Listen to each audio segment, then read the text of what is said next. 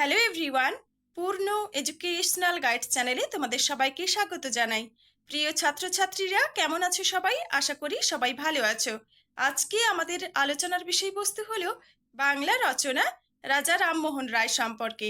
রচনাটি মূলত ছোটদের জন্য। রচনাটি মোট 10 লাইনে লেখা হয়েছে। চলো তাহলে রাজা রামমোহন রায় সম্পর্কে আজকের এই রচনাটি শুরু করা যাক। তোমরা ভিডিওটি স্কিপ না করে পুরো ভিডিওটি দেখতে থাকো। রচনাটি শুরু করার আগে তোমাদের সবাইকে বলে রাখি, তোমরা যারা চ্যানেলটি নতুন ভিজিট করছো অবশ্যই চ্যানেলটিকে সাবস্ক্রাইব করে পাশে থাকা বেল আইকনটি ক্লিক করে দিও, যে কোনো ধরনের শিক্ষামূলক ভিডিও সবার আগে পাওয়ার জন্য।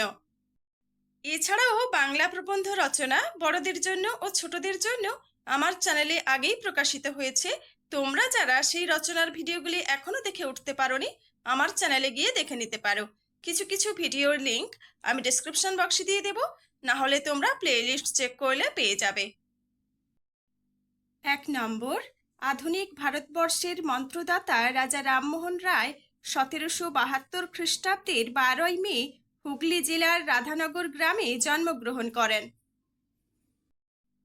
2 নম্বর, তার পিতার নাম রামকান্ত রায় এবং মায়ের নাম তারিণী দেবী। 3 নম্বর, তিনি জাতিকে নতুন পথের দিশা দেখান, তাই তাকে ভারত পথিক বলা হয়।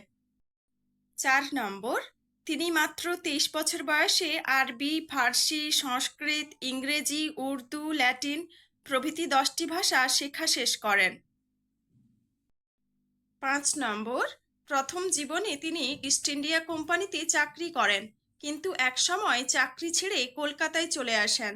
6 নম্বর, তিনি সতীদাহ প্রথা এবং বাল্যবিবাহের মতো সামাজিক কুসংস্কারের বিরুদ্ধে লড়াই করেছিলেন। 7 নম্বর, 1815 সালে তিনি আত্মীয় সভা প্রতিষ্ঠা করেন এবং একেশ্বরবাদ প্রচার করেন। 8 নম্বর, 1828 সালে তিনি ব্রাহ্ম সমাজ প্রতিষ্ঠা করেন। 9 নম্বর, রবীন্দ্রনাথ তাঁকে ভারত পথিক এবং ইংরেজ সরকার তাঁকে রাজা উপাধিতে ভূষিত করেছিলেন। 10 নম্বর, 1833 খ্রিস্টাব্দে ইংল্যান্ডের ব্রিস্টল শহরে রাজা রামমোহন রায়ের মৃত্যু হয়। তো আমার প্রিয় ছাত্রছাত্রীরা, রাজা রামমোহন রায় সম্পর্কে 10 লাইনের এই রচনাটি এখানেই শেষ হলো। তোমরা এই রচনাটি করো। পুরো রচনাটি কেমন লাগলো অবশ্যই কমেন্ট করে জানিও। রচনাটি ভালো লাগলে আমার চ্যানেলটি সাবস্ক্রাইব করে দিও, লাইক শেয়ার ও কমেন্ট করে দিও।